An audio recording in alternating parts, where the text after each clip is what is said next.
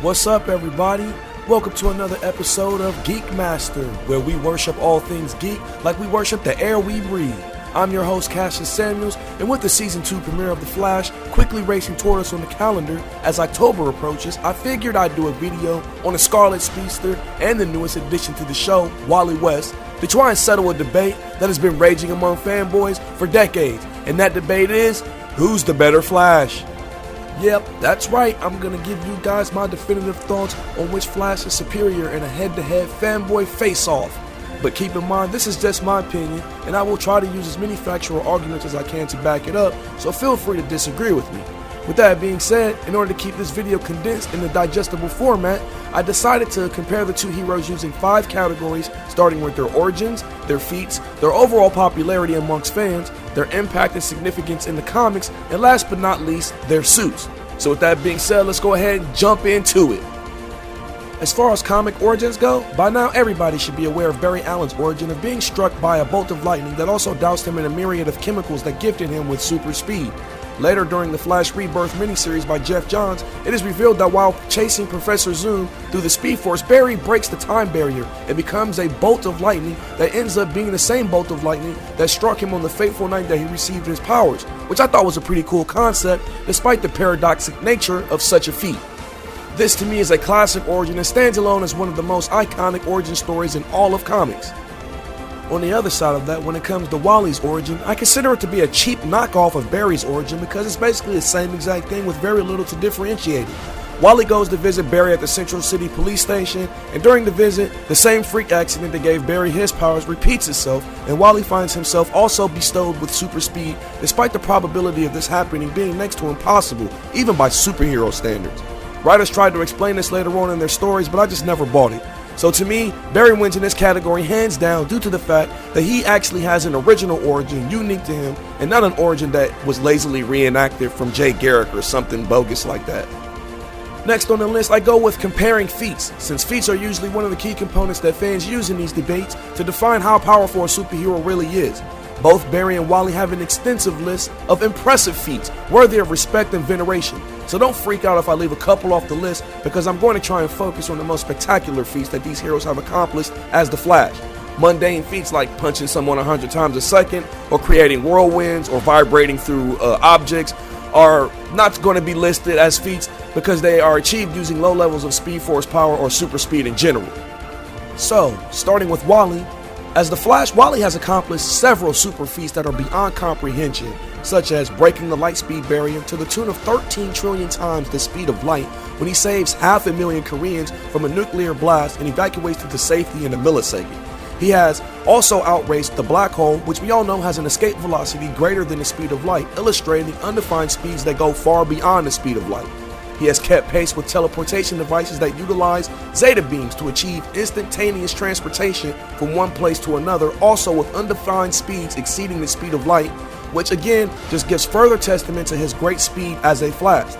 Other examples of his super speed feats include running so fast that he activated every radio on Earth at the same time, and of course, one of his most famous feats of all, known by most fanboys, is that he beat Superman in a foot race and even outraced death. Wally has also demonstrated the ability to utilize the famous infinite mass punch. He's manipulated the Speed Force in order to change Barry Allen's metabolism and slow down his accelerated aging as impulse.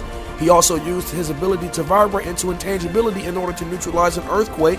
He has achieved limited flight. He has used his speed to create a costume of Speed Force energy that allowed him to walk after being seriously injured. He went one-on-one with Mongol, being a normal human being, otherwise vulnerable, not like Superman.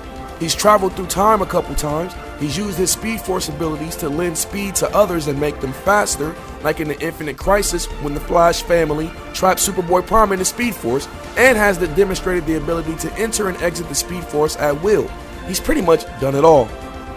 On the other hand, Barry's resume features some of the same feats as Wally, such as outrunning Superman in death, breaking the light speed barrier several times, and time travel, albeit to a much higher degree than Wally, which I'll get to later when we examine the significant impact of these characters.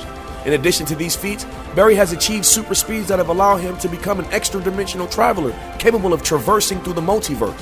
He has used the Speed Force to dispel the effects of the anti-life equation in the pages of Final Crisis, and he not only outraced the Black Flash, he killed him by breaking the time barrier and leading him to the end of time hundreds of millions of years in the future where not even death could exist.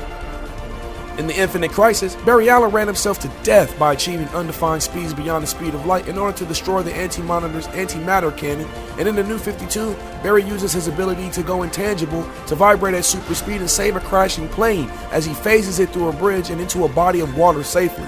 And of course, he ran so fast that he broke the time barrier and generated the bolt of lightning that gave him his powers in the first place. But in the end, with this extensive resume of feats, it's hard to give him the nod over Wally in this category.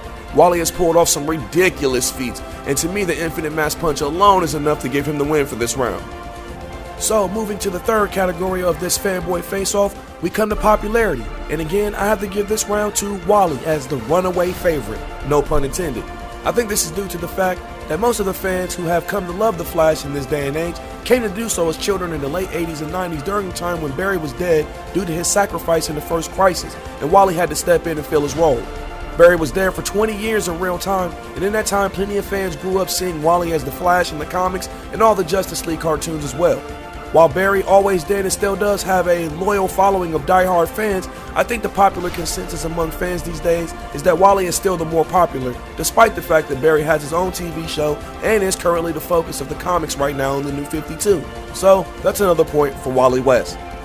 Now, when it comes to the fourth category of overall significant impact in the DC universe, I think the winner is Barry Allen, hands down. I believe this because Barry Allen as the Flash has been responsible for so much in the DC continuity, and that all of Wally's achievements could damn near be lost in obscurity when you start to look at the impact that Barry has made. Barry was the one who discovered the multiverse prior to the Crisis on Infinite Earths, and he was instrumental in ending the threat of the Anti-Monitor. He helped kill Darkseid's physical body in the Final Crisis, and he was responsible for the Flashpoint Paradox that effectively reset the entire DC universe and gave birth to the New 52. Barry Allen has even been cited several times in both the pre-52 and the New 52 as being the source of the Speed Force itself, and the magnitude of that alone is enough to dwarf any significance of Wally in this category, especially since Barry has aided and helped Wally accomplish a couple of his feats from his resting place in the Speed Force on several occasions as well. Wally may have the more impressive feats, but Barry Allen has had such a multitude of feats with continuity shifting implications that to me it seems obvious that Barry clearly wins this round, and it isn't even debatable, which gives us a score of 2-2 heading into our final round. And that brings us to our last and final round, which could really go either way for anybody depending on their own particular taste. But for me, when it comes to comparing the suits of the two Flashes, I have to go with the original OG Barry Allen. To me, his pre-52 suit is the more iconic of the two heroes, with the bright red costume and the mask with no nose guard. The Wally West iteration of the suit had a deeper scarlet color to it, and the nose guard that always makes me think of Batman's cowl every time I look at it. The nose guard was eventually dropped in favor of the original look, but again this kind of takes away from the value of Wally West's suit, since it's not a suit that's unique to him in any other way.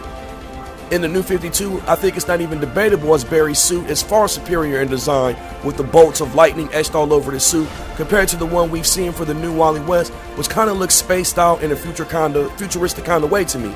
But like I said, this category really just boils down to your own personal taste. For me, I say Barry wins this round in a landslide, which means in the end, I have to give Barry Allen the overall victory in this fanboy face-off.